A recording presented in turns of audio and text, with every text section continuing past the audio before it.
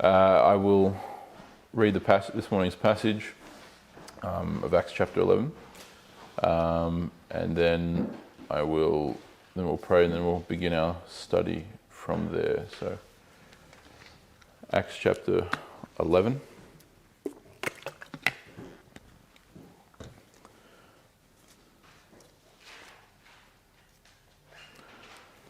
Verses 19 to 30. Now those who were scattered because of the persecution that arose over Stephen travelled as far as Phoenicia and Cyprus and Antioch, speaking the word to no one except the Jews. But there were some of them, men of Cyprus and of Cyrene, who on coming to Antioch spoke to the Hellenists also, preaching the Lord Jesus. And the hand of the Lord was with them, and a great number who believed turned to the Lord. The report of this came to the ears of the church in Jerusalem, and they sent Barnabas to Antioch. When he came and saw the grace of God at work, he was glad, and he exhorted them all to remain faithful to the Lord with steadfast purpose. For he was a good man, full of the Spirit and of faith. And a great many people were added to the Lord. So Barnabas went to Tarsus to look for Saul, and when he had found him, he brought him to Antioch. For a whole year they met with the church and taught a great many people. And in Antioch the disciples were there first called Christians. Now in these days the prophets came down from Jerusalem to Antioch, and one of them, named Agabus, stood up and foretold by the Spirit that there would be a great famine over all the world. This took place in the days of Claudius. So the disciples determined every one according to his ability to send relief to the brothers living in Judea. And they did so, sending it to the elders by the hand of Barnabas and Saul. Let us pray. Yeah, you're all right. We're about to get up to the Acts 19, so backwards. So so it's going to be chapter 11. So go backwards, to chapter 11 there. Yep, forward now. Bingo, there you go. So verse 19, you'll see the little... There you go. Yep. So it'll be there in 11 somewhere. So I'll let you find it there, and then we'll pray for that one. So let us pray. Blessed Lord, who caused all holy scriptures to be written for our learning, grant us so to hear them, to read them, to mark them, to learn them, and to inwardly digest them, in order that we may embrace and ever hold fast to the blessed hope in Jesus Christ. Amen. So, you found that passage there, verse 19? Good, no worries. That can be tricky sometimes. So, I'll turn to there. So, this passage, again, obviously it's finishing off the second half of this chapter. For those who weren't here last week, basically, I'm summarising significantly here. But what happened in the first half, from verses 1 through 18 of chapter 11, is essentially the accounting of Peter now returning to the church of Jerusalem and reporting basically what had happened up in Caesarea Maritima with Cornelius and his household. Everything happened in chapter 10 basically. And so the vast majority of it was covering that accounting of Peter literally just relaying the information. So you haven't missed a terrible amount, you haven't missed any massive significant development in the plot line, because the bulk of the verses is Peter just literally repeating the story. We now, however, are engaging in a bit more time travel, because now Luke is essentially filling in historical details going forward. So we've zoomed back out to the macroscopic level, right? As is the case often through this account. This historical account basically uses, to use modern terminology, zooming in and then zooming out, zooming in, zooming out. Right? So it focuses on a particular story, on a particular historical account, and then zooms back out to the meta-narrative of what's going on across a larger time period, and then it focuses back in. Right? So chapter 10, we've been focusing in, and then now Luke has zoomed back out to account of the broader details. It covers more than just the time period of Cornelius. So for those, again, who weren't here in previous weeks, the accounting of Cornelius and the conversion of his household is occurring roughly in AD 40. Okay, the accounting of these details is somewhere between 41 to 43. Right, so AD 41 to 43. So we've gone ahead a little bit. that gives us an understanding of what takes place, and then that will become a bit more apparent as we go through the text. All right, so let's begin in verse 19. Now those who were scattered because of the persecution that arose over Stephen travelled as far as Phoenicia, Cyprus, and Antioch, speaking to no one except the Jews. So this is harkening all the way back to earlier chapters that we've had, right? Particularly chapters 6 and 7, which is over 5 to 8 years prior to this time period that's talking about here. So it's going back many years in recalling the persecution that arose over the first Christian martyr, Stephen. Okay, to refresh people's memory, he was hunted down by Saul and his paramilitary squad. He was then beaten and tortured publicly before finally eventually being executed by stoning to death. That caused, as you may recall, a scattering of the church at Jerusalem, right? So the church fled, right, to preserve their lives, which was fine. But that's what started the movement of the expansion of the church outward from just the city of Jerusalem out into the rest of Judea, okay, which we've had plenty of encounters with. Thus far, we've seen the church at Joppa come up a number of times, so on and so forth. So here, Luke is hearkening to the reality of that diaspora, which is where they get that word from, dispersion or scattering in the Greek into English, of the church at Jerusalem, and they went even as far as Cyprus and Antioch and Phoenicia. So each one of you should have a map there that I've done up for you of Phoenicia, the green section. Now, you might want to cross-reference it with for those who still have them, their maps of the Roman Empire, which was from right at the very beginning of what we've had in this Bible study. This is up the coast from the land of Judea, okay? We're up, the green highlighted area is the historic land of Phoenicia, and I'll explain more about them in a second. This accounts for what is more or less the modern land of Lebanon, okay? So the Phoenicians are, in that sense, the ancestors of who dwelt in the land of Phoenicia. It's a bit more complex than that, but nevertheless, that's the land of Lebanon.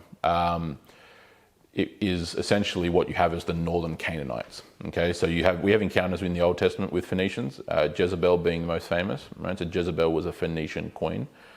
She was the princess, originally the princess of Tyre and of Sidon, which were joined together in those days. And so you can see the city of Tyre there, and then north you can see Sidon, Sidon. Other famous cities like Acca. As well, Tripoli, Byblos, these are all other cities that get mentioned and come up in the Old Testament when dealing with the nations. And again, as they were just generally referred to as the Canaanites, in this case they're the northern Canaanites, which we otherwise know as the Phoenicians. A very, very successful civilization that was what we call a thalassocratic empire. Thalassocratic just simply meaning from the Greek a sea empire, right? So they established a lot of colonies all around the Mediterranean world, most famously the Carthaginian Empire. So for those who were there in our church history class on Sunday, when I briefly cross-referenced the Carthaginians were Phoenicians, right? So they'd been founded as a colony. Other cities here, you can see the island of Cyprus there on the western side of the map, obviously. So Cyprus being a reference to the whole island. Greek in history and Greek in its connections historically as well. Antioch is not specifically mentioned on here, but it is almost mentioned here. So you'll see up in the north, basically in the middle of the map, Alalakh. Alalakh. Alalakh. Alalakh is, let's just call it 20-ish maybe kilometers as the crow flies from Antioch. Okay, so it zoomed out at this level. Alalakh is pretty much almost straight on top of where Antioch is. So you might want to write underneath Alalakh Antioch so that you can know what's talking about there. Obviously, to the east of this is all of what we call Syria. Right, so you can see in the southern side of the map, you can see cities like Damascus. Up in the north, you see cities like Aleppo. These are cities that, especially like Aleppo, you may have seen on the news with regards to those earthquakes and whatnot. Very historic city that has a long-standing Christian influence. including particularly in the medieval period, when Aleppo was a Crusader kingdom.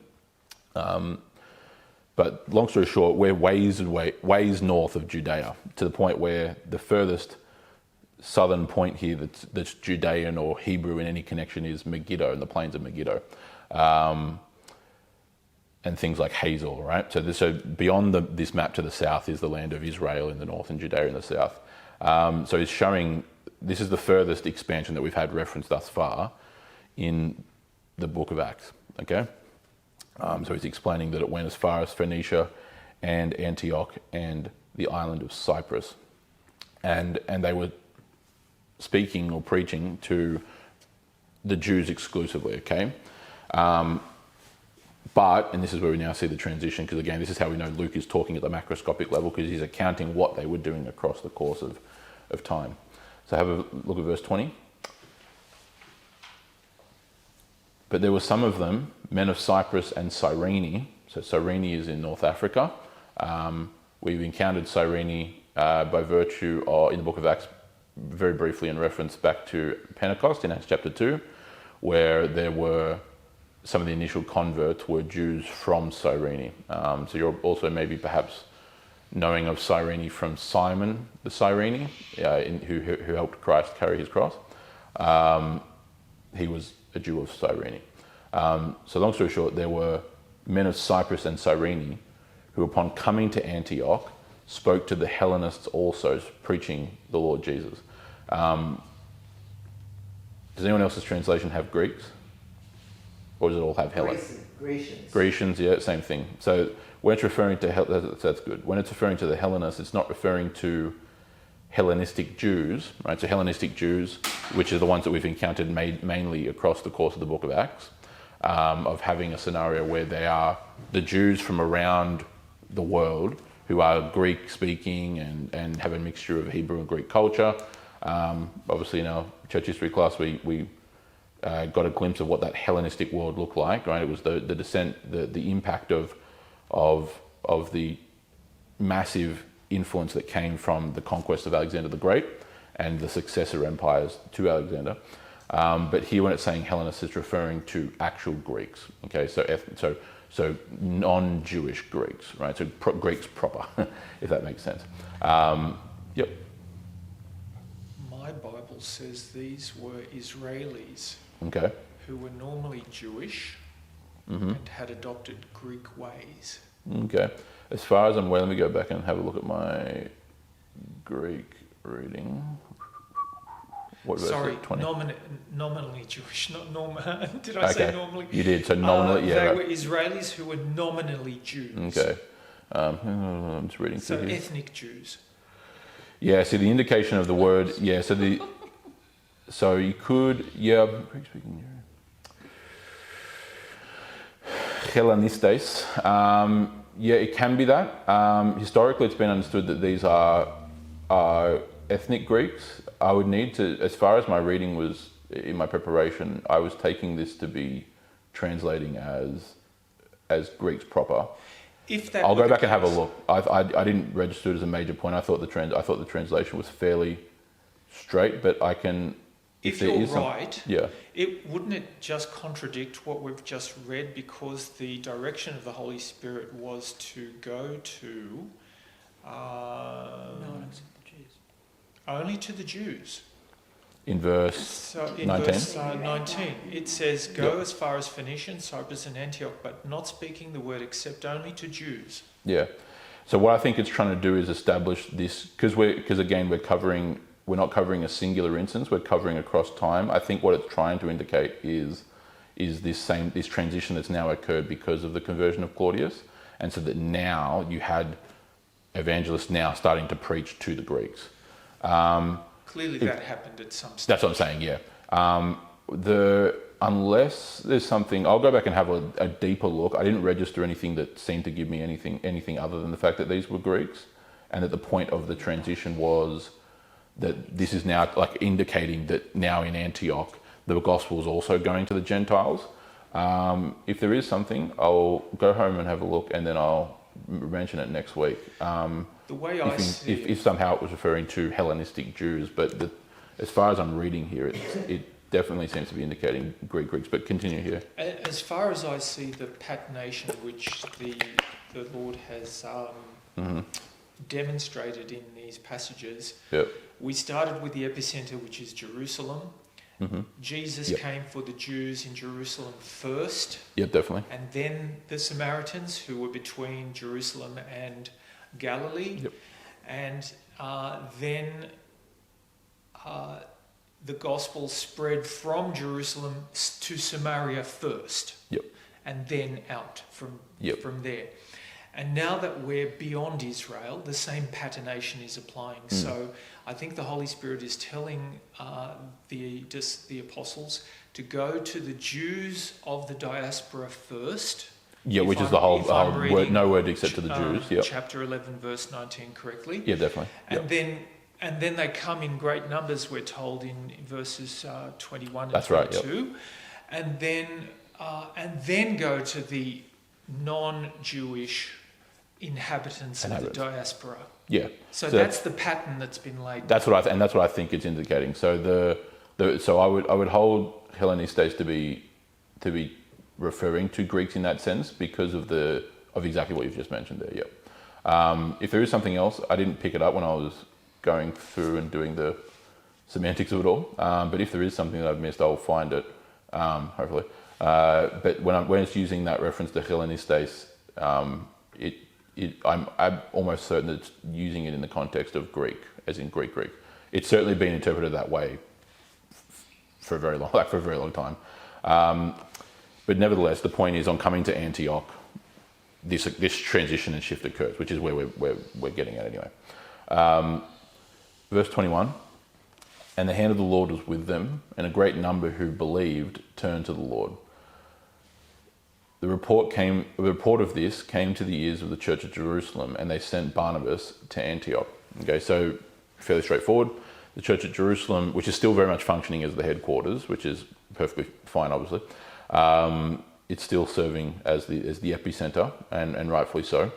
The report now of this proverbial outpost in Antioch, which is essentially what one can think of it as, has made its way back to the headquarters. And so this report, praise God, of many people hearing the account of what Christ had done, of who he was, of the various details of his life, his death, and his resurrection. You would have had eyewitnesses potentially testifying to that, depending on who was in Antioch. Certainly, more importantly, you've got the relaying of historical information and eyewitness accounts. Again, keeping in mind that the very premise and foundation of explaining who Jesus was and what he did is founded upon eyewitness testimony. Okay, so all of this has sprung. I know it doesn't get accounted in the book of Acts, but it gets accounted in the Gospels. All of this is sprung forth from the fact that 500 people saw Jesus alive. Like that's not just one or two people who had one too many drinks that evening, right? Or who found some mushrooms in the woods that they shouldn't have had. It's 500 people who were all saying that we saw the same thing, right? And you can't just magically overcome that kind of account, even as we sit here thousands of years later. You're either left with the reality or you're left with the options that 500 people somehow all experienced the same mass delusion, which what possible reason would we have for thinking that, scientifically, evidentially, or otherwise? Especially the exact same thing in this very oddly specific way. You also have the reality that 500 people saying the exact same thing can't really well be hidden, especially when you have 500 people saying we all saw this given thing happen. And then you couple that with the fact that all the other various evidences of the resurrection that exist, the empty tomb, which is still empty to this day, you can go and see it, the lack of body that's ever been produced, the fact that the Jewish authorities never once did what any normal person would do, which is if he was still lying there in the grave, he would just simply go to the grave and show the body. No ability to account for the guards, which all happened to fall asleep on the exact same night, even though they're trained soldiers. And one of them falling to sleep is maybe coincidental, but multiple guards, I think 4 in the total, falling asleep at the exact same time doesn't exactly occur that way. All these various things. What they're doing is proclaiming not what they feel is a nice philosophy, not what they think is a better three ways to health, wealth, and happiness. They're proclaiming what either they themselves have seen and heard with their own eyes and ears, or what they've then heard others multiple times in multiple ways proclaim as having seen and heard. Again, the whole point of this is eyewitness testimony. And more than that, again, there's other material evidence, but it's founded upon eyewitness testimony. And so the proclamation of this to the Greeks and to the Jews, obviously, as well, in Antioch brings a great number of them into allegiance to Christ. Hence, verse 21, the hand of the Lord is with them, as in with the Christians that he mentioned from Cyprus and Cyrene, and a great number of Antiochans believed and turned to the Lord. It also shows, by the way, that the conversion of people to Christ is ultimately an act, a sovereign act of God, and that it's God's power and might that does that. Hence, the hand of the Lord is with them. If the hand of the Lord was not the hand, not referring in a literal sense, but metaphoric sense, right? The hand of the Lord being with them, right? So the guidance of God and the power of God with them. If that wasn't with them, then the second half of that verse would not be there. So verse 22, the report of this came to the ears of the church of Jerusalem, and they sent Barnabas to Antioch. So this is the first time, unless I'm not recalling correctly, I think this is the first time we've encountered Barnabas. It's hard to keep track when I prepare lessons in advance, and so I could have encountered Barnabas in weeks future, not weeks past. But I think this is the first time we've encountered Barnabas. And Barnabas is a major figure of the Acts of the Apostles and comes up a number of times as this great assistant and helper in the works and the missions of the Apostles and their various journeys and travel. And so, we'll cover more about him when he becomes more of the focus in specific detail. But they send Barnabas as a proverbial envoy up to Antioch from Jerusalem. Okay, and so then in verse 23, when he came, as into Antioch, when he came to Antioch and saw the grace of God at work, he was glad, and he exhorted them all to remain faithful to the Lord with steadfast purpose. Right. So again, he sees many people being saved, receiving salvation from God, converting to Christ. And this is described in the simple phrase of seeing the grace of God at work. And so he was glad, he rejoiced, that is to say, and he exhorted, I encourage them all to remain steadfast, right? And specifically to remain faithful with steadfast purpose, right? So they were doing a good job. They were to stay committed. They were to keep enduring persecution and violence and animosity and enmity from the Jewish authorities, from the Roman authorities. At this point, though, it's still particularly mainly just the Jewish authorities. The Romans haven't really picked up on what's really going on at this point, not any terrible detail. As a side point, to give you the Roman perspective, at this point, 10 to 13 years after the death, burial, resurrection, and ascension of Christ, the Christians are a blip on the Romans' radar, and even as a blip, they're not really terribly distinguished from the Jews, especially because most of them are ethnic Jews still at this point, obviously like 90-something%. And so they're really just kind of seen as a Jewish sect or cult, is basically the Roman view. There's no massive distinction because we're in the far eastern extent of the empire, and Rome, in fairness, had bigger things to be concerned about. Not for long, though, because it would not be long before Antioch becomes a major city of Christianity, and one of the most important, to coin a military term, forward operating bases from which the missionary expeditions or journeys would kind of launch out from.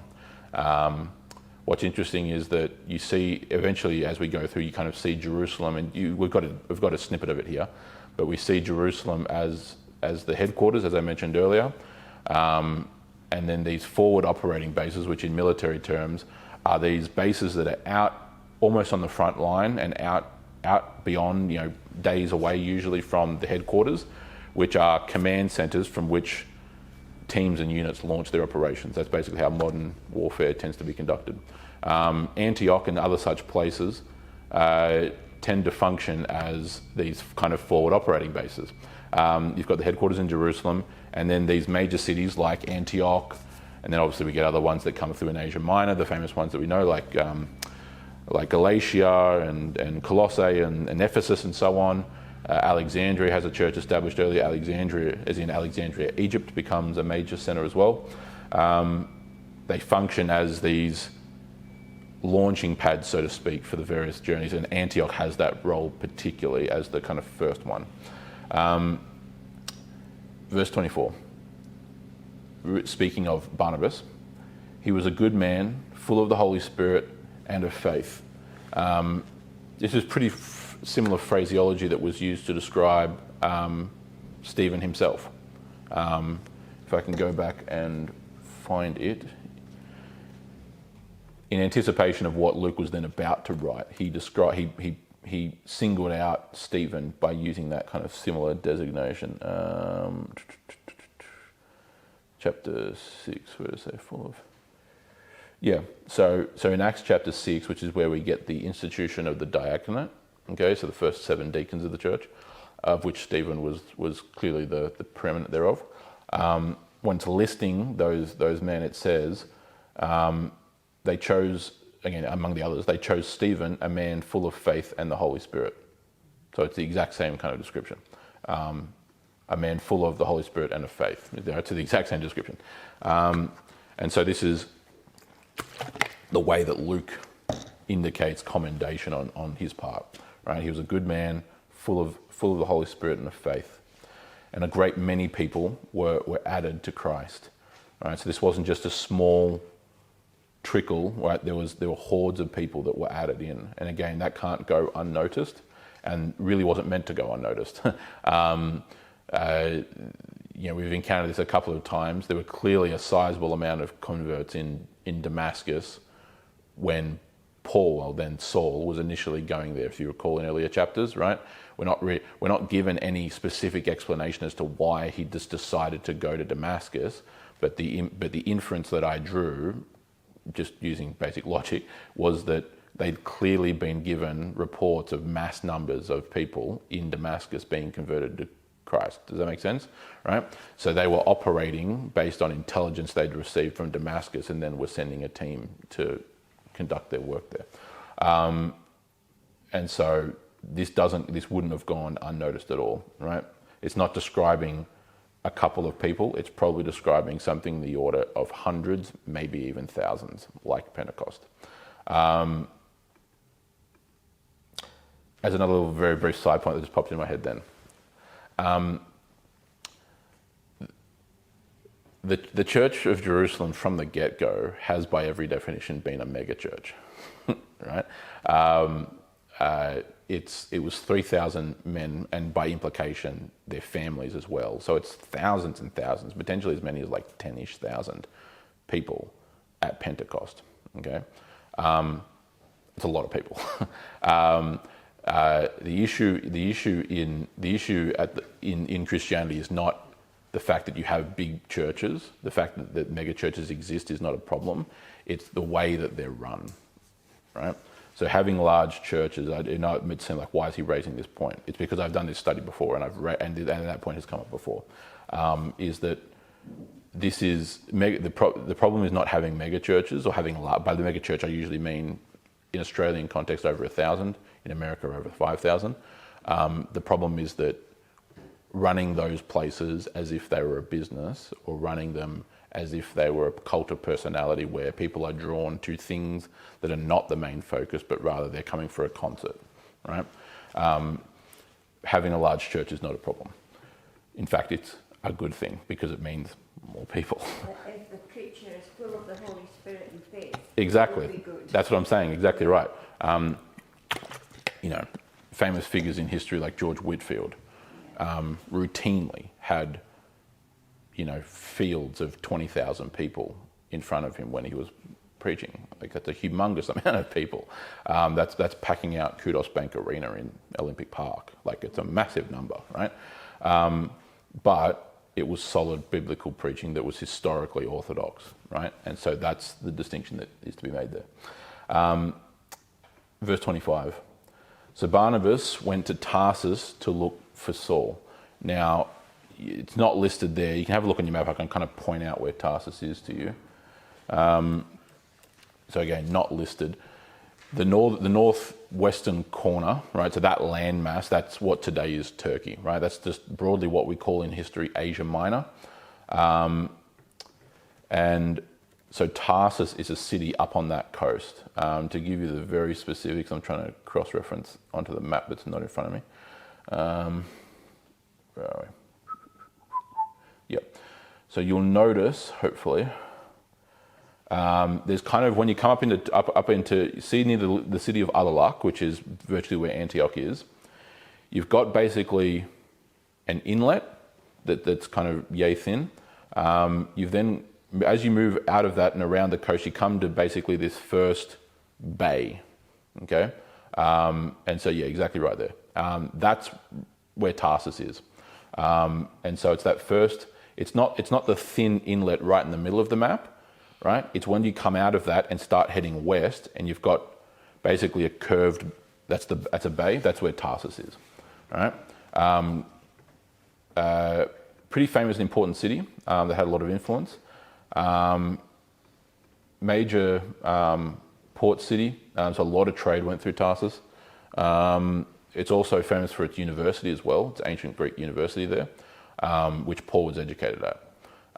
So Paul, again, at this point still Saul, obviously a rabbi by training and trained in the school of Gamaliel, the famous rabbinical school in Jerusalem, but was also a graduate of the University of Tarsus, that was in Tarsus, the university that was in Tarsus, because he himself was Greek culturally in terms of city and whatnot.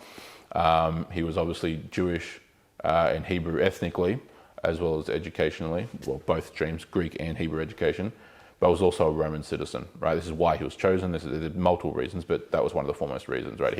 He himself was the perfect amalgamation in himself of the very intent of the Great Commission, right? He was a Jew ethnically, he was a Greek culturally and linguistically and educationally, and he was a Roman citizen, which would grant him access to places that a non-Roman citizen would never be able to get into. Do you make sense, right?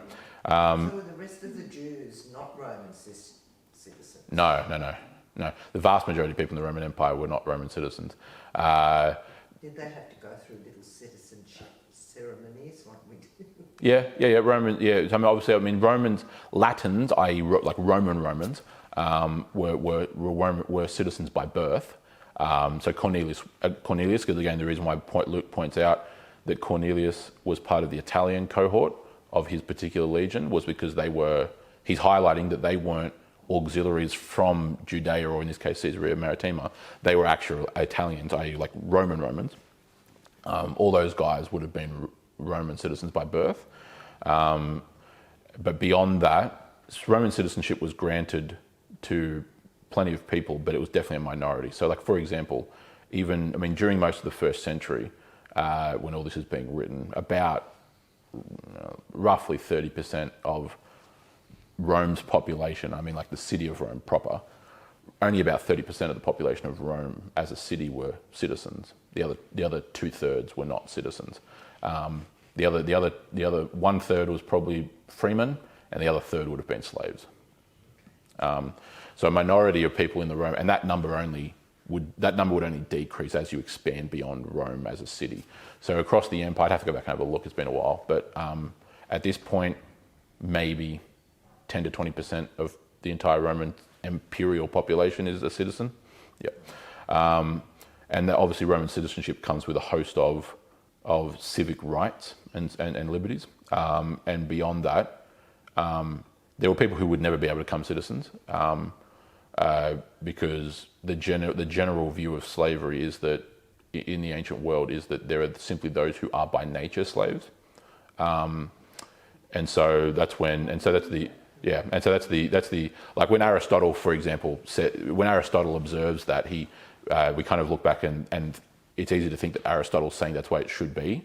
He's not when you read it. What he's saying, he's basically just observing the common understood view of how the world works from their perspective, is that you are a slave because that's who you are, is basically the view. And so... Born a slave. Yeah, born a slave. And could never be a Roman citizen. No, outside of... No, I'm not... off the top of my head, aware of anyone who was a slave who eventually worked their way up to... Well, actually, that's not true.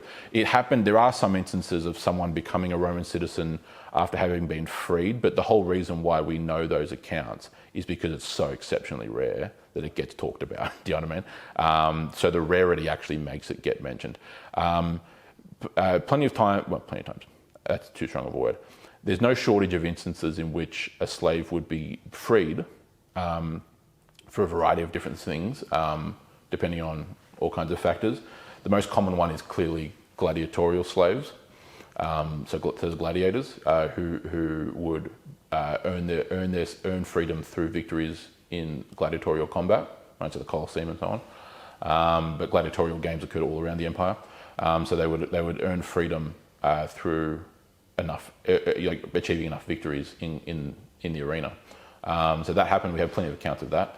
There are other ways in which slaves could sometimes even buy their own freedom, because when they're slaves, it's not that they are getting paid. They're getting paid money. They're getting food and resources. So I'm not trying to minimize. I'm just trying to explain. Like, it's not like they're literally kept in a cage. Plenty of slaves. Again, the definition of slavery. You had in Rome as a city, you had doctors and lawyers who were slaves. Right. So plenty of people in occupations which today are like the highest paying were slaves in Rome. So the concept of slavery in Rome would require more study as to what that looked like. The majority of it didn't look like chattel slavery, which is what we're used to. So chattel slavery is like, obviously the most famous example to us in the modern day is like African slaves in the antebellum South in America. So that's chattel slavery. So it's basically you are just cattle at that point, in terms of how they treat you. That's the image we have of slavery, which has been pervasive, obviously. But the concept of slavery in Rome was much broader than that and different than that. So that would require a whole different study on what slavery looked like. It's not a simple topic. It's rather complex. But yes, him being a Roman citizen is... I'm not aware of I'm not aware of anyone else that's highlighted as a Roman citizen in the New Testament. There might be. I can't think of any. Can you? I was going to say, has a great deal changed? Other than Paul, I mean. Other than Paul, yeah. Right. I was going to ask, has a great deal changed? Because lawyers and doctors are... This is an expression I heard some time ago. Slaves with golden shackles. Yeah. If you look at the way that doctors were treated over the last 2 or 3 years, if they dared to have their own independent scientific opinion that they reached because of their own expertise, well, look at what happened to plenty of... I know no shortage of doctors. Oh yeah. Now that I think about it, sorry, this fell off my head. I know plenty of physicians of various different disciplines that came to their own rational, logical conclusions about the evidence that sat before them and don't have a practice anymore. It's just like, it's not, yeah. So your point there is not terribly invalid at all. The definition of slavery throughout history is a fascinating study. We've got a very narrow view of slavery. Yeah, so that's what I was highlighting. West. So the concept of You're slave to the weekly grind and wage. Yeah, exactly. I'm happy to go down this tangent because it's an interesting one. It's kind of a double-edged sword, right? So the West managed to, for the first time in history, outlaw chattel slavery and actually outlaw it in a legitimate sense, both not just on paper but pragmatically, right? Mainly because of the drive of the British and the Americans. There's debates as to who did it first, but they pretty much did it concurrently, more or less, in terms of outlawing slavery. And a lot of slavery was eliminated from the world by virtue of the power of the British Navy in the 1800s, and then more expansively by the power and might of the United States Navy in the 1900s. That was basically what the Bretton Woods Agreement was after World War II. Join our globalization effort in order to defeat the Soviets, and we will eliminate piracy from the high seas, and we'll eliminate slave trade on the high seas. And that's pretty much what occurred. Like, piracy has been almost eliminated to the point of non-existence, almost. And an international slave trade on the high seas has been greatly reduced. Now, there's a lot of movements of slaves across land, but in terms of the effect of the US Navy on the seas has been very obvious. At the same time, though, you're 100% right. What constitutes if you ask the average Joe Schmo in the West today envision slavery in your head, they will automatically think of chattel slavery. And that's not incorrect, right? It's because chattel slavery is the most obvious, overt, it's the most brutal and savage, right? It's pretty obvious why that kind of gets imagined as the first kind of slavery. But for example, one of our major ministry partners is Redeemer Ministries, right? We're founding partner of that charitable organization. That's not combating chattel slavery. That's combating debt slavery, right? So the Pakistanis that we're helping there, and that Redeemer Ministries is helping, are not like you had Africans in the early 1800s in America out in the field in chains, right? They've been entrapped by corrupt businessmen, politicians, and virtual warlords into a cycle of debt slavery that they can never escape from because of the immoral practices, financial practices of their debt masters. Does that make sense? Right. So that's what's being freed from. It's debt slavery, which is crippling. Right. The way in which debt slavery can ensnare literally multiple generations for potentially decades and centuries. There's plenty of examples of that throughout history. Yeah. I understand that debt slavery is under Sharia, and I also understand that the 4 countries presently where slavery is practiced and is legal are all 4 Islamic countries. Yeah, that's definitely true. Yeah, especially when it comes to the non-Muslim in their borders. The legal bounds by which they're able to treat non-Muslims are different from that they're able to treat Muslims. So they can't treat Muslims that way. Doesn't mean that doesn't happen. I'm talking about what's on paper written down, right? Often there's a difference between the law of the land and then what ends up happening in practice. But yes, you're fundamentally right without giving you a massive turning this into a Bible study on the Quran and the Hadith. Yes, you are fundamentally right. Yes, and so slavery. To finalise that point, slavery has a much broader definition historically than just the ruthless chattel slavery that we're used to.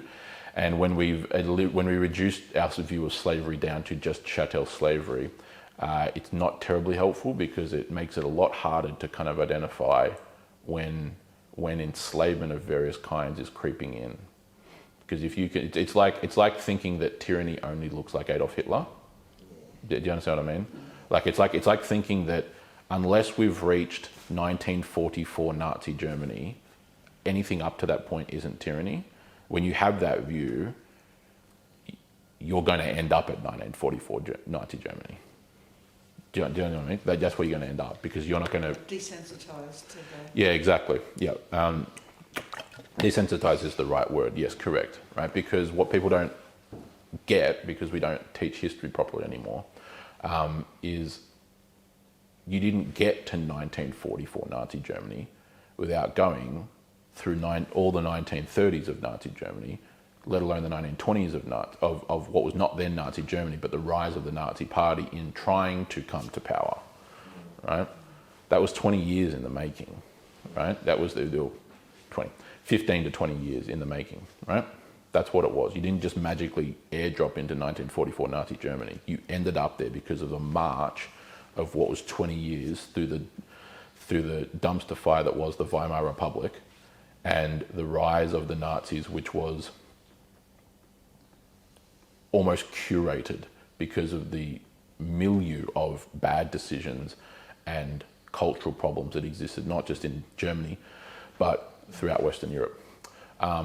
So yes, very valid points. Those definitely, we should teach that more, and we should teach more on slavery and more on these kinds of things like tyranny and so on, so that one has the ability, not just individually, but communally, to be able to identify when it's actually occurring. The story of the last 3 years is the fact that people literally were incapable of witnessing or understanding what was staring them right in the face. Actually, the whole topic of slavery is very pertinent to this Christian discussion of chapter 11 of Acts or any part of the Bible, because slavery is much more subtle, which is what Jesus said. Oh yeah. You are slaves To to sin. Yeah, correct. Yeah. And the failure of the population, especially in the modern Western world, Yeah. of understanding the subtlety of slavery in an economic sense, that we're all, anyone who's earning a salary and has a mortgage, Yep. is enslaved. It's But indentured, on a yeah, for spiritual sure. level, we are very much enslaved to sin. Yep, absolutely. And Jesus came to break those bonds 100%. of enslavement. Of enslavement, yep, that's absolutely part of the redemptive plan, is that the concept of freedom from bondage. That's why famous Christian theologians throughout history have written, one of the most famous works on this, of course, is Martin Luther's The Bondage of the Will, from half a millennium ago. The Bondage of the Will is one of the most seminal Christian works along that very front, right? The fact that the human will becomes enslaved to sin, and that we need to be freed from that. It's not that we don't have decision-making capability. Again, the common misconception of what the church has historically taught, going all the way back to the early church fathers, is that this erroneous idea that somehow the argument is that we don't have free will. And that's not the question. You're missing the point. The point is that we clearly have the decision-making ability to decide between A, B, or C, right? Every single one of us woke up this morning and decided what to have for breakfast, coffee or tea, and we decided exactly what clothes to wear. We clearly have this decision-making, this rational component to our minds and to our being, right? But the point of Christian theology is that outside of Christ and beyond his redemptive work, that will is ultimately ensnared or chained to our own sinful desires of pride, lust, anger, envy, etc., etc., etc., right? And that our decision tree ultimately falls within those chains or those bounds, and we need to be freed from that, right? And it's the redemptive work of Christ that allows us to elevate beyond that, right? By freeing us from that captivity to sin, is the fundamental point in 25 words or less. But your point about slaves to sin, the notion that the modern man is not enslaved, to me, is absolutely laughable for anyone who's studied history. For starters, you're out of your mind if you don't think that we're enslaved to these. Out of your mind. Out of your mind. You're out of your mind, right? The average person across any age group, not Gen Z or millennial, any age group, the average person spends over 3 hours a day on this. Okay? On average, again, those statistics vary for different places, but on average, that's what it tends to line up as. And that's just this. That's not talking about how long they've spent binge watching shows on Netflix, YouTube, right? That's just this alone. And they're the very same devices which are like commonly and widely known by admission to be tracking you 24/7 with GPS that you can't take out or destroy, that are being listened to at least peripherally by intelligence agencies domestically and internationally. But this is all by commission. This is public information, right? So everywhere this goes, this charts and plots where you're going, not just internally, but also in telecommunications, because right now this is screaming to whatever the nearest cell towers are, and it's triangulating the position, right? And that data is then stored literally forever, permanently. So if you want to know where this phone was 10 years ago, you could do that if it existed 10 years ago. You could go back and look at where it was 10 years ago, because the information pinging out to the telecom towers is stored forever, right? But we're not enslaved. They must have an awful lot of data stored. Oh yes, exactly. And a lot of it gets sold. So a lot of it is just data mining to be able to then sell to companies. A lot of it gets stolen anyway by the Chinese intelligence agencies, but nevertheless. But yet the view is that we're the freest people that have ever lived. It's hilarious. And that's just talking about one little thing, this little pocket computer, which is what this is. To do digital ID coming in where they want to track you even more. Yeah, correct. But the thing is, exactly. But my point and premise is that we think so that's a problem. The digital ID stuff is 100%. The digital ID system, which not one single Christian should sign up to if they value their life or their family's lives, is just the initial step of a social credit system. And that's not an opinion. You can just literally look at how it's designed and you can see, well, this is just literally what the Chinese have, just with much more simple steps. But the issue, though, whilst that's 100% correct, is that, and this is my point about being able to observe it, tyranny isn't starting to begin with a digital ID. They know everything on this. It's not. This is what the Five Eyes program is, right? The Five Eyes nations: Australia, New Zealand, Canada, America, Britain, right? Who are in an intelligence pact with each other, who actively spy on each other's citizens for them. Right? It's not. Again, this is not me having an opinion. This is publicly admitted information. No one's hiding this. All these kinds of things. But your emails are tracked, read, monitored. Phone calls tracked, read, monitored. You make a phone call anywhere inside the continental Australia or continental United States, it's listened to. Not by a human being, but by a computer. And then if they hear words like bomb, plane, twin towers, if they hear certain words, the algorithm will then pick it up, right? So it's not like you got some human being whose menial existence is listening to phone calls 24/7, right? But it is being listened to by intelligence agencies like the NSA or like the Australian Signals Directorate, blah, blah. We used to say Big Brother is watching you. Yeah, correct. But this has been going on for decades. Yes, this has been going on for decades. Yeah. Right, but this is all... Centuries, actually. Well, yeah, centuries. You are right in terms of centuries, but in terms of the tech, I was referring just to the modern technological intelligence framework. We need to have a much deeper and broader theological conversation about slavery in our churches. Is absolutely and very much apparent. So let me round off this because we come towards the end of this morning. So we're given the account of what's happening there with Barnabas and Saul. So verse 25, Barnabas went to Tarsus. He would have sailed up there almost certainly, to look for Saul. And when he had found him, he brought him to Antioch. Keep in mind, by the way, just to fill in, from this point, about a year or two ago, depends on when this is. And this section is 41 to 43 AD. But back before the conversion of Cornelius, Paul had been smuggled out of Jerusalem because he'd converted to Christ, and the Jews then wanted to turn around and kill him. And then he'd been smuggled out secretly to the port and then shipped off to safety in Tarsus. Right, so that's why he's in Tarsus. He went back to Tarsus because the Church of Jerusalem helped smuggle him back to Tarsus for safety, right? That's why he's in Tarsus. So he's already been converted and he's now Paul, so why are they calling him Saul? Because the name change, I believe, comes up later. I'd have to go back and have a look forward where that comes up. It's in the coming chapters. I think of Saul before conversion and Paul after conversion, but it didn't happen straight away. Theologically, we tend to deduce it that way. I need to go back and have a look exactly where the name change specifically comes in, because I can't remember off the top of my head.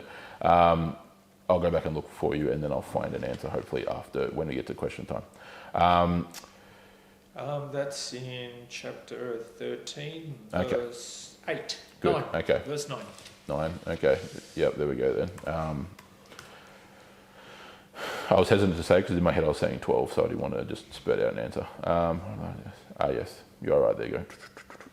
But Saul, who was called Paul, filled with the Holy Spirit, looked intently at him. Yeah, so like theologically we always think of it as occurring, because I mean in one sense it does, but the first mention we get is by that point of him being called Paul in verse 13, so chapter 13, verse 9. But theologically, the transition is really from pre-conversion to post-conversion, but the reference comes up in chapter 13.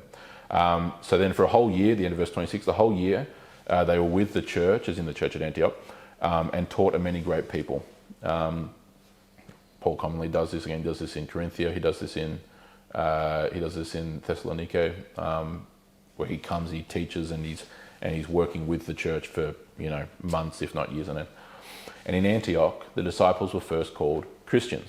Fairly straightforward sentence. This is the first time that the followers of Christ have actually been called Christians. Now, we're not told specifically whether this was an indigenous name or an exogenous name, meaning did they call themselves Christians, or did the enemies of Christ call them Christians as like a term of mockery? It may have been. It's entirely possible. It may be just both at the same time. The enemies of Christ calling them Christians in a mocking sense, and then them actually turning around and using the term as like a badge of honor. Right. So all those scenarios are possible. We're not told. Yeah. You mean like queers? Yeah. Exactly. It's kind of like how. Yeah, terms like get flipped on a 10. Yeah, they own the term. Yeah, it's kind of like that. Yeah, and so who knows? But either way, maybe both. We're not told specifically what order of direction the name came from, but I like to just generally tend to think that it was used as a term of derision that then got flipped around and used as a badge of honor, because usually that's a good way to deal with mockery. If someone calls you a liar, well, are they lying? No, I mean, every one of us are a liar. So the reality here is, who knows? But nevertheless, Luke's highlighting that the disciples in Antioch were first called Christians. And from that point onward, the Christians now became known as Christians, which inherently means the follower or servant of Christ. And so that's a nice little historical tidbit there for you. So Antioch. Verse 27. Now in these days, prophets came down from Jerusalem to Antioch. And again, we've explained what that whole coming down means, because Jerusalem is much further south than Antioch.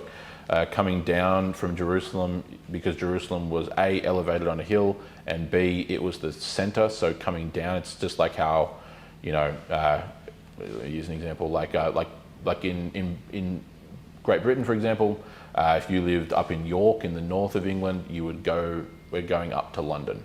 Even though went up to London, yeah, it's exactly, what I'm talking about. It's the head per capita thing too, as well, isn't it? That's the point. That's what I'm saying though, because London going up, it's like because London's the capital, it's the important city. We're going up to the important city. So we should go up to Canberra. It's almost like so like technically, yeah, exactly. So we don't have that same level of reverence and respect that the British have for London or the Jews for Jerusalem. In the country though, country folks aren't going up to Sydney. Yeah, that makes sense. Exactly. Yeah, that happens. Even True. they're higher than Going up to Sydney. Yeah, fair point. Yeah, and so it's that same motif. Yeah, so going up to Jerusalem is not some geographical error, because again, it's just one of the lazy arguments that modern atheists make is that Jerusalem is south of Antioch, so that must mean that the Bible's wrong. It's like, no, you don't. Yeah, but it's in the hills. You don't. Yeah, exactly. But even if it was flat, because London's not really elevated either. It's going up to the important. The going up is like that's the great city. Yeah, that's the important. The rulers are all sitting in London. Yeah, that's the great city. Yeah, exactly. So that's been used countless times all across the world. Yeah. So going up means going up to the important city.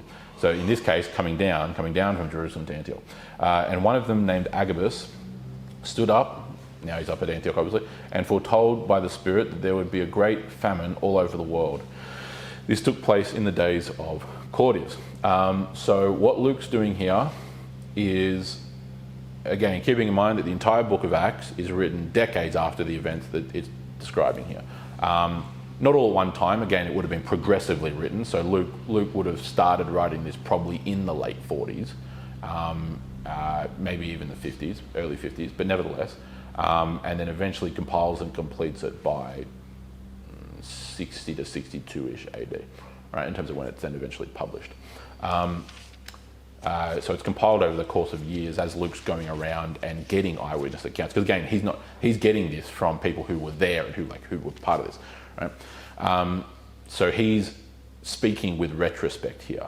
Okay, so he's accounting what was said back in 41 to 43,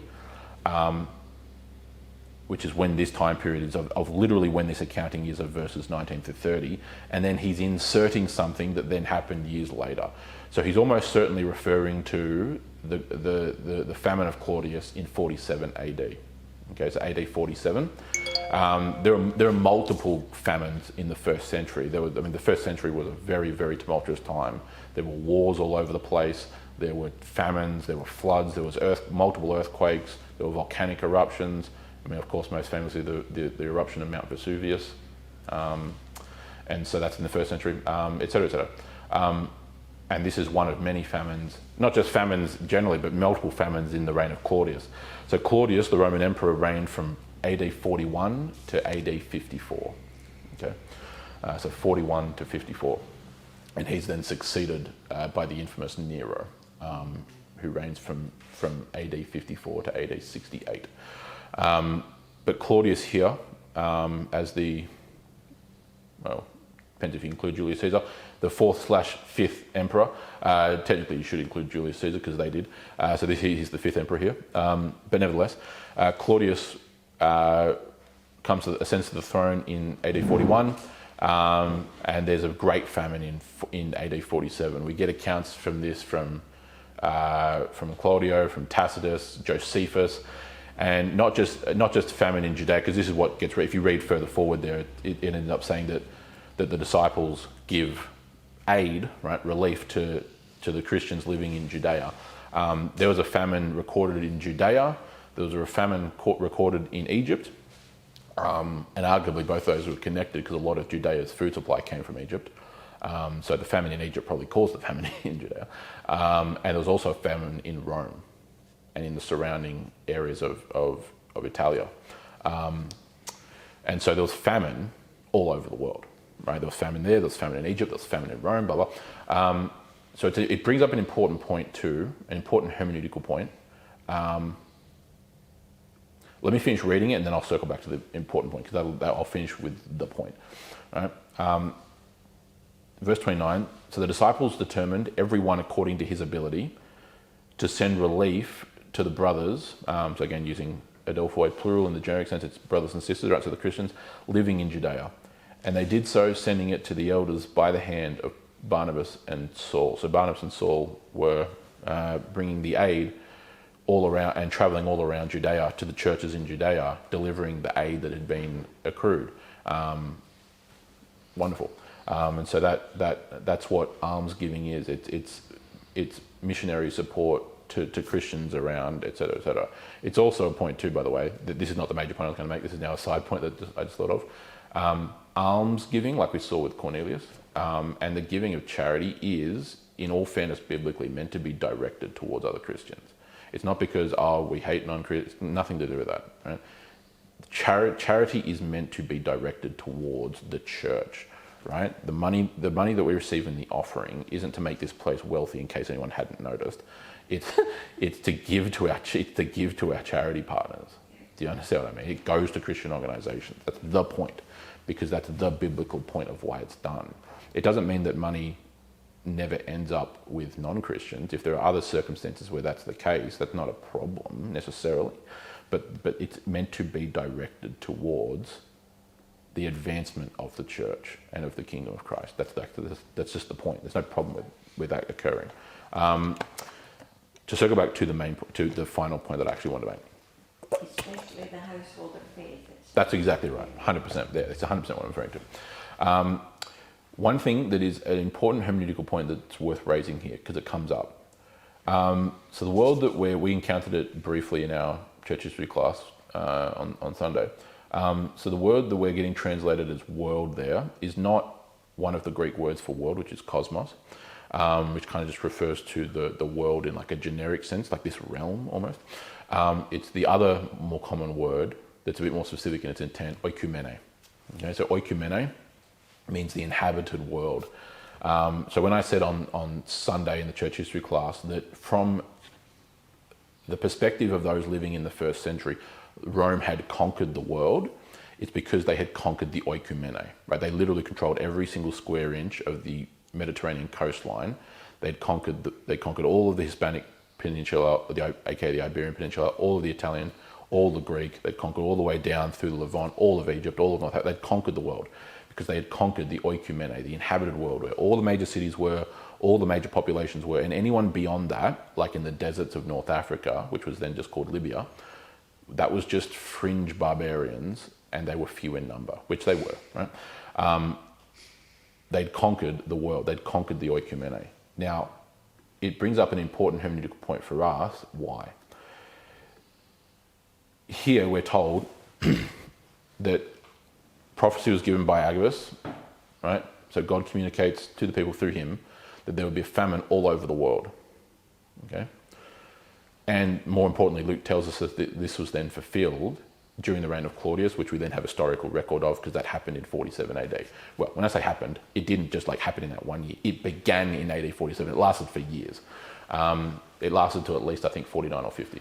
But nevertheless, it wasn't that there was famine all around the empire proper. So the people in all of North Africa and all of the Levant and all of Greece and all of Asia Minor and all of Italy and all of Hispania, which is the Iberian Peninsula, so Spain and Portugal, that all of them were suffering from the famine. It's that there was famine occurring at multiple places around the world. Hence, there was famine all over the world. Okay, this is because this happens like in the whole Blue Mountains is on fire. Like the Blue Mountains is on fire. Yeah. There's a fire over there, and there's a fire over there. They're numbers of kilometres apart. Yeah, exactly. But overseas reports say. Oh, overseas domestic reports said that the Blue Mountains was all on fire. There's an old family were on the floor, and are you all right? Oh, exactly. Yeah, whenever that was that 2019, whenever that was. Yeah, that was I had family who never call us for anything. Call to see if we're right, because again, our own domestic media was literally what you said. I mean, the whole Blue Mountains is on fire, and it's just like, do you hate our are you trying to kill our business owners? Like, what are you doing? You're destroying us. We're a tourist town, you imbeciles. But that's the exact point, all over, right? So this is not. Now, I suppose one difference is that's the greedy sensationalism of modern media. But point aside, yes, all over. It's like how, for example, in the early chapters of multiple Gospels, but including Luke's, all of Judea came out to the Jordan River to be baptized by John. Clearly not every single last person living in Judea, right? Like, that's very obvious. So when he's saying all, he isn't meaning every single last unit of this particular group of whatever's being referred to, right? All of the world experienced a famine, right? In this case, it's saying a great famine over all the world, right? Which is just, and it's not very straightforward what that's saying. Verse, what is it?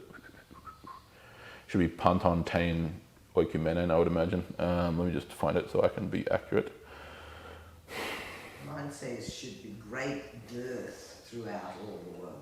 Yeah, dearth is a early modern English word for famine, right? It means suffering, a great suffering. But yes, all over the world. Yes, so holein tein oikumenen, which just means like holein, where we get which is where we get the English word for whole, WHOLE.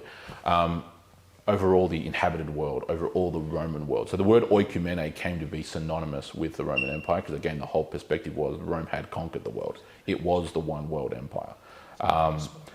And so when it's all over the world, again, it's not like, oh, it's got it wrong. No, this account is inaccurate. No, you just have to understand what it's saying, right? As opposed to misinterpreting. It's not saying that there was a famine that existed over every single part of the world. It's that there were multiple famines in these major centers like Egypt, like Judea, like Rome, that impacted large population centers, hence famine all over the world, right? Very, very important understanding, because sometimes what we can do is we can read all over the world, and we're reading it through the lens of what we consider all over the world. For starters, what we consider the world is much bigger, obviously, than what they did. as I explained on Sunday, and will explain further this coming Sunday, the oikumene, the world, was based on those maps that if you still have them from Sunday, right, was basically the world of the Mediterranean and the surrounding areas. That was the world. I mean, the word Mediterranean from the Latin mede, middle, terra, earth, middle earth, sea, the sea in the middle of the earth, right? That's why it's called that. So this is also like they say there's a food shortage in Sydney. You can't buy wedges or potato chips, but you can buy potatoes. You can buy potatoes, yeah, exactly, yeah, that's what I'm saying, yeah. So there's no problem with us using the generalised language. We just have to understand how it's being used, right? Because it happens a number of times. It happens in the Olivet Discourse, it happens in the Book of Revelation. There are a number of times where generalised language is used, and that's perfectly fine. But you just have to understand what's being said in regards to what's called authorial intent, right? So authorial intent just means, what did the person writing this mean? And often, by the way, and again, another hermeneutical principle, right, of how we interpret scripture, authorial intent. So what did the writer mean when they wrote this? And then audience reception, right, it's sometimes called just reception or received understanding. What did the people who received this understand this to mean? Do you know what I mean? What did, when we read the Paul's letter to, I think any of them, the Colossians, right? What did Paul mean when he wrote this? Da, da, da, da, da. And how did the Colossians understand this? Da, da, da, da. Those have to be taken in tandem. John, the Revelation of John is written to the 7 churches of Asia Minor, right? Ephesus, Sardis, Pergamum, Philadelphia, etc. What did John mean when he wrote this? And how did they understand? What did they understand this to mean when they received it? Because they're the express recipients of it. So no matter what it is, right? Obviously here, this is written by Luke.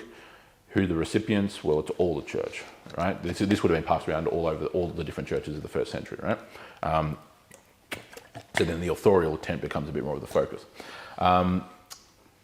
Just wanted to point that out, that in terms of community, all the world or overall the world doesn't mean inherently or necessarily all over the planet or all over the universe, right? If it used the word like cosmos, that'd be a bit different. In how we begin to try and interpret that, but oikumene, and the specific usage of the Greek word oikumene, has a specific meaning to not just the inhabited world, to what it literally means, but particularly the Roman world, because again, when this is being written, Rome has conquered the oikumene. Wanted to point that out. So there was famine, and again, we know this again. So again, the whole point of like historicity, that is to say the historical verity or the truthfulness of it. Luke is retroactively highlighting that that's why it's in parentheses. Most of you also probably have it in parentheses or brackets. This took place in the days of Claudius. Well, you can go back and see that it did. We have multiple accounts of this occurring from both Christian and non-Christian sources. In fact, most of them are actually the non-Christian sources that are explaining that all the historical events that occurred in the first century, and you can see these things occur, right? When Christ in the Olivet Discourse tells them that great famines and earthquakes and wars were soon to come on them. And you can go and look at what the Roman historians alone said about these things. And you can see the fulfillment of scripture right in front of you through the historical record. Right? It's quite fascinating. And so you can look and see that this is clearly talking about the great famine that began in AD 47. Impacted heavily Egypt, impacted heavily Judea, impacted heavily Rome, etc., right? So just further historical evidence of the truthfulness of what's being accounted toward us. So that ends up chapter 11. Next lesson we'll continue on into chapter 12, of course. So are there any questions or further comments? Martha. Yes. Has anyone made the connection between Tarsus and Tarshish? People have tried to, yes. So what you're referring to there is the reference to Tarshish that comes up as a city in a number of occasions. It's obviously rooted in the Old Testament. Yes, Tarsus has been one of the candidates, I suppose you could say, candidates for Tarshish. There's been a number of different candidates as close as Judea and as far away as Britain. Britain is a candidate for Tarshish. Because we still don't know, do we, where Tarshish is? Not ultimately. Spain is one of them, yeah. So Hispania, somewhere in the Iberian Peninsula, in other words, modern day Spain and Portugal, is part of it. The Phoenicians are one such, because a number of the references, I think more than one at least, of the references to Tarshish as a place or as a region or a city, whatever it is in regards to merchants coming from Tarshish, right? So their navy.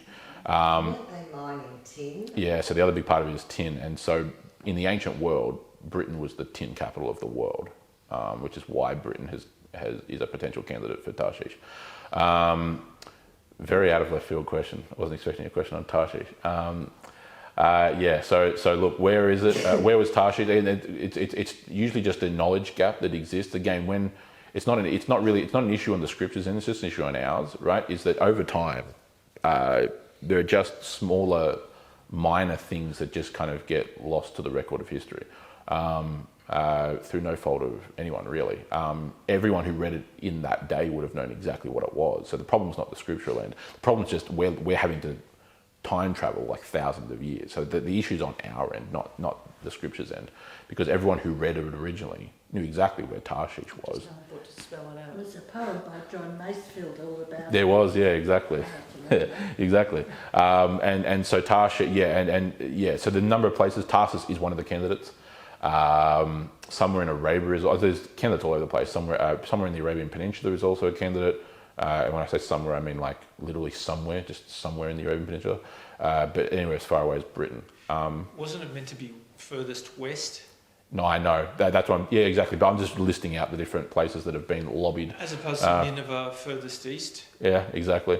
That's why that's why Hispania or Britain tend to be the best candidates. I would suggest probably, it's hard to say. Was there tin in Tarsus? Don't know. I have no idea. I have to have a look. But certainly It's Spain also had some. It's also spiritual. Could also, there's also part of that too, yeah. Look, I had to get into a whole historical debate because then you have to come to the question of when were the British Isles known? I mean, the Greeks only discovered the British Isles from the Greek perspective in 325 BC. Theseus of Massala, he was the famous Greek navigator and explorer, made a journey in the reign of Alexander. So the Greeks knew about the British Isles from 325 BC onward, and that's where Britain gets its name from. Pretanike, which means the white, or the white land, which is probably from the White Cliffs of Dover that the Greeks would have seen. Who knows? Yeah, who knows where it is? Maybe Britain, maybe Spain, maybe Tarsus. Yeah. But they certainly had that knowledge because the Straits of Gibraltar, which is what we refer to in this today, so in other words, the entrance from the Atlantic Ocean into the Mediterranean Sea, that the Straits of Gibraltar is the modern British name for it. The historic name for it are the Pillars of Hercules. So the Greeks had colonies at the entrance of the Mediterranean Sea to the Atlantic. Like that's how far the Greek colonies extended, all around the Mediterranean world. So, yes. Any other oddball historical questions, or even ones that are more I relevant? think this is going to be easy. Good. There's a word you use quite a number of times, heretical or something like that. I don't know. Hermeneutical. Hermeneutics. Yeah. So hermeneutics. Hermeneutics. Hermen. Eutic. Yeah. Hermen. Hermen. Eutics. Eutics. Hermeneutics. So hermeneutics is just the academic term we use for interpretation. So in other words, how do I read this given text? It's not just something that's limited to Christianity. It's literally how do you read a history textbook, a Tolkien novel, a C.S. Lewis novel, like name a particular text. So hermeneutics is the science or the art, it's kind of both, but the science of interpretation. So there's a whole bunch of factors that one thing which we constantly teach is when you're reading a given text, in this case, we're reading right now the book of Acts, so we have to consider a number of things. What's the genre? In this case, it's called historical narrative. So it's not like it's poetry.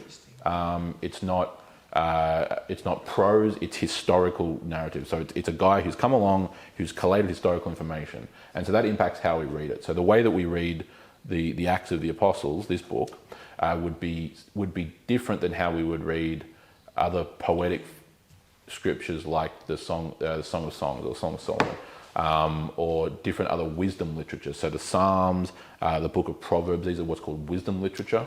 And so the genre determines how you approach it. This has a whole bunch of historical data in it, and that impacts how we read it.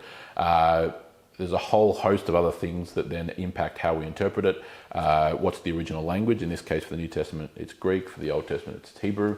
So that's why you hear me referencing Greek words, because that helps us understand that this was originally written in something that's not English. So we need to then translate and figure out what it's saying.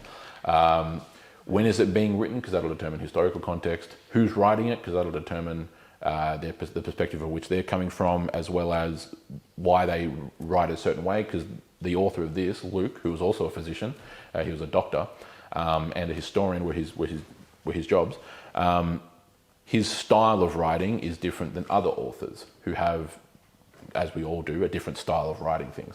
So there's all these kinds of different factors which work into how do we understand what on earth this is saying, and that's what we call hermeneutics.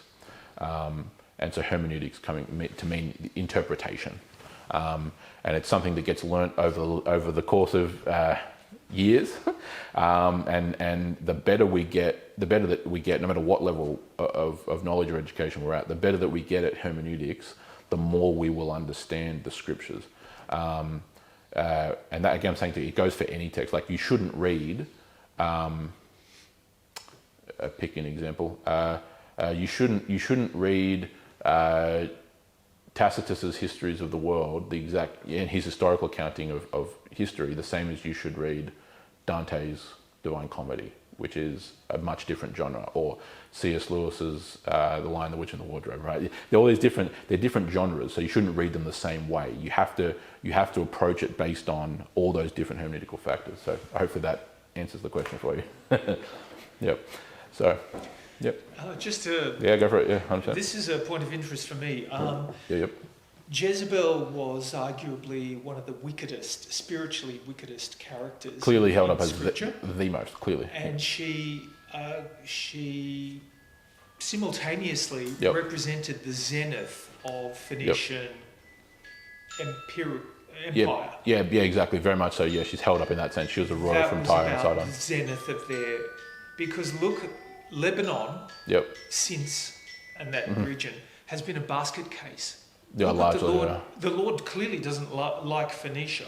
No. I mean, look, it had spurts of redemption, particularly during the Crusades. So Acre was a major Christian center during the liberation of Acre from the Muslim conquests. As I mentioned, also Aleppo, the county of Aleppo, was a major Crusader state. Aleppo is technically not Phoenician land, but it's in that region. But a number of those places, like Tripoli, Sidon, and as I mentioned, particularly Acre, were liberated by the Crusaders, particularly during the first, and then as well as the second and the third, but particularly during the first. But broadly beyond that, you are right. Yeah, the Phoenicians haven't had that kind of. Your point there broadly about the way that it's gone down for them is largely accurate. As I said, they rose as a large superpower in the world. By the time you start getting to the kind of third and second century BC, so in other words, the 100s and the 200s BC, as Rome is now rising to power, the world basically has three broad superpowers: the Roman Republic, the Carthaginian Empire, and what I'm just going to call the Greek city-states. There wasn't a unified Greek force, but the Greek city-states had established colonies literally all over the world. They had multiple colonies and ports in what's called the Pontic Sea, or which we know as the Black Sea. So there were Greek city-states in what today is Russia and Ukraine, and Romania and so on. They had massive colonies down in the south of Italy, known as Magna Graecia, or Greater Greece, the cities like Syracuse and so on, and then all the way across to Spain and even France. So the city of Marseille in southern France, that was a Greek colony originally. But the Carthaginians were the other major power player, the other superpower in the world, over in North Africa. And they were originally Phoenicians, right? So the Carthaginian Empire were founded by those from Phoenicia who had gone out and started settling and conquering colonies in parts of the world. But yeah, beyond that point, the Carthaginian Empire gets wiped off the face of the earth by the Romans, literally, in an absolutely nihilistic defeat at the hands of Rome. And Phoenicia is just, as you said, a basket case, historically. It's a basket case. It's interesting. It's a historical fact. You can't argue against it. No, exactly. Yeah, it's quite fascinating the way that the ancient empires of the world have just been reduced to nothing since the arrival of Christ and then the expansion of his kingdom. Every place that you could ever point to, obviously the only one who's ever held any significance long term has been Rome. But even then, it's a very different Rome. Like the Rome of the medieval world was almost antithetical to the Rome of the ancient world, because Rome had been redeemed, right? Rome was now Christian. And even then, Rome was a shadow of its former glory, because now the most glorious city in the world was Constantinople, which was Christian. So in the east of the Roman Empire. So yeah, it's a very valid point. It's quite fascinating when you like zoom right back out and survey the rise and fall of empires throughout history. All the great ancient empires, Egypt, Assyria, Babylon, and even the Babylonian predecessors like the Akkadian Empire and Sumerians, Persia, Greece, and Rome, which are those are the big ones. That essentially amounts to the great empires of the ancient world. All of them are reduced. Yeah, they're just there. They're just not.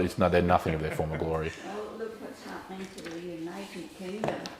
What's happening to the United Kingdom? What's happening to the United States? It was the United Kingdom, and everyone respected that. Absolutely, yeah. Not anymore. No, its glory has fallen.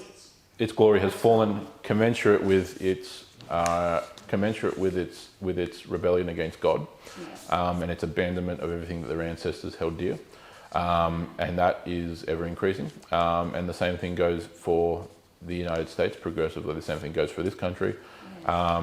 When you abandon the heritage and the legacy from which you hail, and you decide to turn away from the God of your fathers, you'll go the way you'll go the way of everyone who's ever done that. That's not rocket science. You'll go the way of everyone who's ever done that. It's quite fascinating. It's almost on the macroscopic level. When I think of places like Egypt and such things, it's very reminiscent of who wrote. Someone may help me. The poem about Ozymandias. Look upon my. Yeah, Shelley. I thought it was Mary. Yeah, Mary Shelley. Look upon my works, ye mighty in despair. It's basically, I'm paraphrasing here, but long story short, that great poem is about Ozymandias, which is the Greek translation of Ramses II, so the pharaoh of Egypt in the 1300s BC. And the accounting, the poem is about Ramses, or in this case, I'll just use the Greek term, Ozymandias. Ozymandias having built a great, massive statue of himself, and the inscription at the base saying, "Look upon my works, ye mighty in despair," meaning, look upon my works, all you other kings of the earth. See how great and mighty I am, and fear me. Right?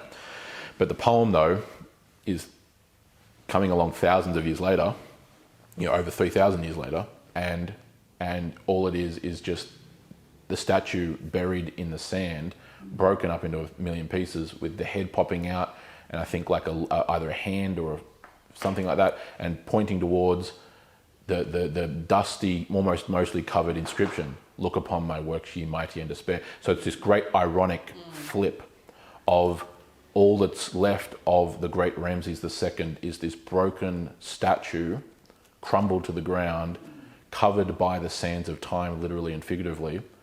"Look upon my works, ye mighty in despair," as now not a proclamation of his glory, but rather as a proclamation of warning. It's like YOLO.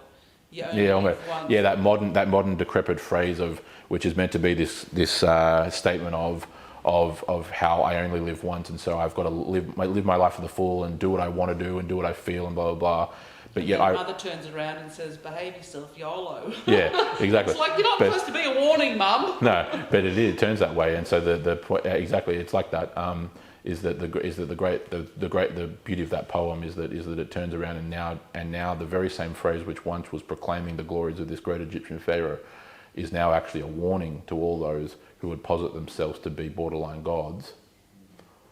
Look upon my works, ye mighty, in despair. Yeah, no. That little stone. Correct. Come and smash it. Yeah, and that little stone then grew into a mountain that filled the whole world, and that's one of countless images of the kingdom of God, right? It's like the mustard seed, it's like the little fig tree. It all starts small, which is what it did. It was 11 guys terrified in a room, hiding out, trying not to get killed, and then it expands and the kingdom grows. The mustard seed, boom, the mountain as a stone smashes the idol of the great ancient pagan empires, but then it grows into a mountain that fills the whole earth. That's the image of the kingdom. Starts off small, and it's been expanding and growing now for 2,000 years. What's happening now then?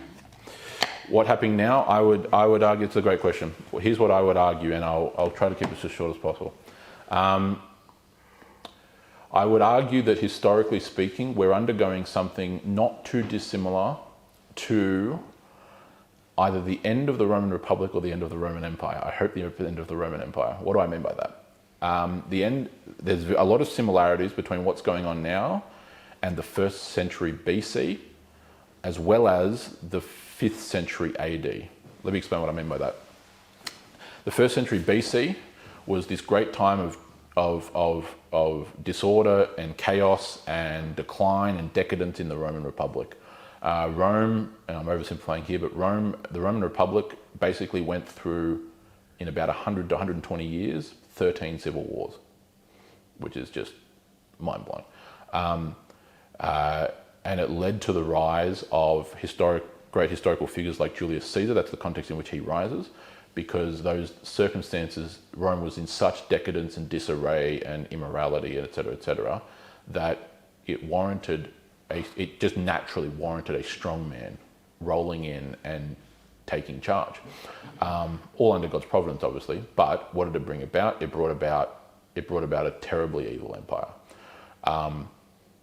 that was built on bread and circuses, as the Roman phrase goes. Give the people bread and circuses, and they'll never revolt against you. We've just translated bread and circuses for McDonald's and sports and football. Which is exactly the same thing. But massive tumultuous time that ended up in the rise of the imperators, the Caesars. Okay, and then came the Roman Empire. Not that it was called that, but we call it that, right? I think that's the lesser candidate. I think the more obvious candidate is the end of the Western Roman Empire. Okay, so you may have recalled there from Sunday. I highlighted that what happened in 395 upon the death of Theodosius the Great, one of the early Christian emperors, the empire, not formally but pragmatically, split into the east and the west. Right, so his two sons ruled in the east and the west of the empire. The Western Empire declined into decadence, immorality, almost quite literally everything you see today, just without Wi-Fi. But I'm not kidding. You can go through that 100-year period, because it was almost literally 100 years, right? So the West and the East split not on paper but pragmatically, in 395, and then the West falls in 476, right? So 80 years basically. Massive rise in decadence, in greed, in gaudy riches that had no eternal value, immorality, social mores and values broke down. Quite literally, it's just literally the list of what we're going through right now. And it resulted in the decline and the collapse of the West as they were overtaken and conquered by the Germanic barbarian tribes from the north, the Visigoths, the Ostrogoths particularly. The East, however, didn't go down that route. The East further Christianized. The emperors were faithful Christians, and their kingdom, their empire, blossomed into the epicenter of the world for the next 1,000 years, more or less. I think we're going through what the Western Roman Empire went through in that 80 to, let's just say, quarter century, in that last century of its existence, because the commonalities are all just they're just right there. It's really, really obvious. It's just the same kind of things, the same attitudes, the same perspectives, the same actual pragmatic results of breakdown in social mores and values and customs. You saw a rise in abortion. You saw a rise in the proverbial LGBT mafia of their day, just like we have with ours. All these kinds of things are very, very common and similar. Where would you argue, therefore, that the focal point of biblical Christianity is today? Then or today? Today. According to your worldview, it's shifted away from the former Protestant countries, and where has it gone to? Yeah. So here's what the survey of what I would look at today. Here's how I would broadly survey it without going on forever. I would say that we're going through a similar process today by virtue of a number of different factors, and then I'll eventually circle onto the specific question you're asking. By virtue of a lack of many different factors, including the lack of actually raising our children as Christians, of allowing foreign ideologies and foreign worship, like in the form of secularism, like in the form of the Enlightenment, like in the form of Marxism, etc., which are all related to each other. We've allowed foreign worship, i.e. pagan worship, to dwell in the land, not too dissimilar to what occurred not only in, obviously, the history of Israel, but also then in the Western Roman Empire. We've then seen and allowed the rise of all those various factors, decadence, immorality, all under the guise of freedom and liberty, which is exactly the excuse that was used in the 5th century. We allow anything to go because we've built this idol of freedom and liberty. Not genuine freedom and liberty, which I advocate for, but freedom and liberty, not meaning the freedom and liberty to do what is righteous and what is good and what is noble and honourable, but rather the freedom and liberty to do just literally whatever I want, which has never been the biblical definition of liberty or freedom. That's what happened in the 5th century. And what you saw was they were overtaken by not just literally foreign ideas, but literally in the end, foreign invaders. And what eventually ended up happening is that the gospel and the Christian church bloomed or blossomed out from that point, almost like, crushing a flower, and then all the pollen spreads out from there. I think what you're going to see here, and again, this is where we're going to get into some, I don't want to bore everyone with what I think is going to happen geopolitically over the next 100 years, but I think you're going to see a lot of change up, not just in the West. I think there are going to be Western countries that don't exist in 50 to 100 years, because I think they're going to come to that kind of judgment where they, as a national polity, aren't going to exist anymore. I think the landscape of the West is going to look very different, both for better and worse. But not just that, I think a lot of tumultuous things are going to happen around the world, and not just because I'm having some vision of it, just because I'm using what I see as the current patterns and trajectory and then playing it out from there. I think you're going to see the rise of, in terms of the Christian sphere of things, I think you'll tend to see, in no particular order, South America, Africa, and parts of Asia become far more prominent in regards to Christianity, which on the whole will be a good thing.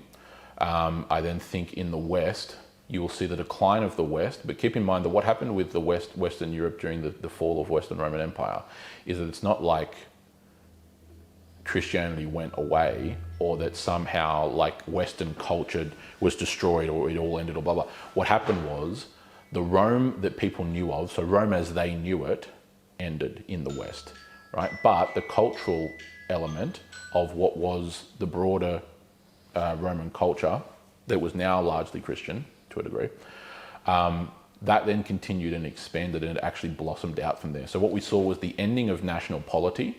So Rome as you knew it, like the city of Rome and the Roman Empire, that ended. But the church still continued on, and it rebuilt from the proverbial ruins. Does that make sense? That's basically what happened. It rebuilt from the ruins. So even though what I think the West is going to go through in the next 50 years is going to be very tumultuous, for starters, I don't think it's only going to be in the West.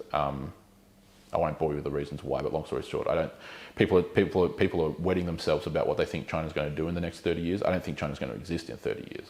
I can explain why, but that would be another conversation. Anyway, No one knows, I guess. No, exactly. The Lord knows. Clearly, He does, yeah. Clearly, the West is in decline.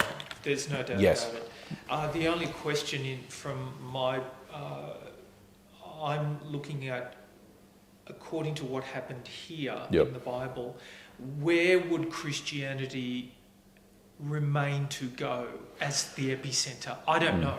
Yeah, in terms of epicenter, who knows? But I don't think it's going to be a terribly big shift in terms of epicenter, because here's how I see it. I'm not pessimistic about it. I'm actually rather optimistic, and I'd rather it happen quickly but more tumultuously than slowly but more stably. I think the longest stable thing is worse because it just lingers for way too long. That's if you're right in your worldview. If I'm right in my worldview, if I'm right in my perspective on things, yes. Because there are others I'm admitting that's fine. who don't agree with you. I know that's fine. Everyone's able to come with their own perspective. I'm rather optimistic about it because what I see is the opportunity for true faithful Christians to rebuild from the ashes. Yes, because that's what occurred in West. Jesus is building the church. Yep. And so so here's, and this is me laying my card. This is me really like hitting it on the nose, which is fun, I guess. Obviously, I understand that everyone acknowledges that God is sovereign in these things, and I'm not pretending that I'm giving some like, oh, this is 100% how it's going to be. I don't want it to come across that way, because anyone who does that is being a bit unfair. I don't think we're experiencing the end of the world. I think we're experiencing the end of Western nations as we know them currently, and more importantly, I think the reason why it may often appear to be the ending of the world is because I would posit that we're actually seeing the end of the globalized system. We're seeing the end of globalization as a system that's been kind of the main geopolitical framework since Bretton Woods at the end of World War II. Our world is the modern world and the modern economy is entirely interlinked. Like all the major power players in the world don't work without the globalized system. Like that's why, for example, I made like a seemingly odd comment, like I don't think China will exist in 30 years, because as soon as if the globalized system ends in any particular way, China's done. China imports like 85% of its food. It's the world's biggest energy importer, not exporter. It's entirely dependent on the rest of the world. China can't function with 1.3 billion people if they have to become dependent on themselves because they can't farm, their land sucks, all these kinds of various factors. Anyway, to circle back to the main point, I think we're witnessing the end of globalization as a system, and that can obviously look like the end of the world because by definition it's globalization. I think we're also seeing the collapse of certain areas of the West as we know them. I'm not making predictions as to what countries, but because that's way too speculative. But I think there are going to be a number of Western nations that in 50 to 100 years' time are not going to be constituted the way that they currently are. Like that national polity will end, and it will either balkanize or fragment, whatever. The United States might be one of them, maybe. Australia might be one of them, maybe. Who knows? But that's what I think we're witnessing. So I think we're witnessing civilizational collapse as the Romans did, as in the Western Romans in this case did, and and I think that our reaction is perfectly natural to think that the world's ending because that was also their reaction. Like their reaction was the world's ending. That's why Augustine writes The City of God, for example. It's like his famous work from 410 AD, The City of God, which I encourage everyone to read, is all about that. This is the oversimplified version. Basically, his point in The City of God is that the city of man, Rome, is not eternal. The city of God, the church, the New Jerusalem, is, right? The kingdom of God is, right? And that it will persevere. The city of man, Rome, which, keep in mind, was commonly referred to as the Eterna Roma, the eternal city. Like everyone literally thought Rome would last forever. Just like if you ask most people today, they can't even conceptualize America not existing forever. Do you know what I mean? That's a common perception. I think we're experiencing that because the reflections are so eerily similar. I think that we're going through the same kind of thing. That would be my historical It's a long story, but Rome, intriguingly, is still going. Yeah, that's right. It's still the centre of an institution which influences A billion. Oh, no doubt. But Rome as a city of glory and of its empire, that ended. So that's what people never thought. Like they couldn't conceptualize, and they didn't conceptualize a world beyond the Roman Empire, and Rome as the center of the world. I don't think the USA is going to last as long as the Roman Empire. Oh no, because exactly right. Because keep in mind that, as I pointed out on the weekend, Rome was a kingdom for a quarter of a millennium, right? So 753 to 509 BC. It was then a republic for 500 years. Now that republic looked very different at the end by the time than it did to the beginning. So it wasn't just this continuous monolithic entity. It went through a number of reforms and things like that, politically and militarily. But nevertheless, the republic on paper stood for 500 years, and then it became an empire for 500 years. And that's just the West, because the Eastern Roman Empire, which we call the Byzantine Empire, was just in its day called the Roman Empire. Like they didn't have we're using those terms for our sake looking back on it. To them, it was just the Roman Empire. So if you were a Christian in Constantinople in, let's just say, the year 1000 AD, Rome had existed by that point for 1,750 years. America is already faltering, and it hasn't even been a quarter of a millennium yet. It puts things into historical perspective. Speeding up a bit. Yeah. Speeding up, yeah. Yeah. So anyway, it's a fascinating subject that we could go on for a very long time talking about. If you're interested, I'm happy to talk about it. But nevertheless, that's where I'll leave you. That's one of the longest question times we've had thus far.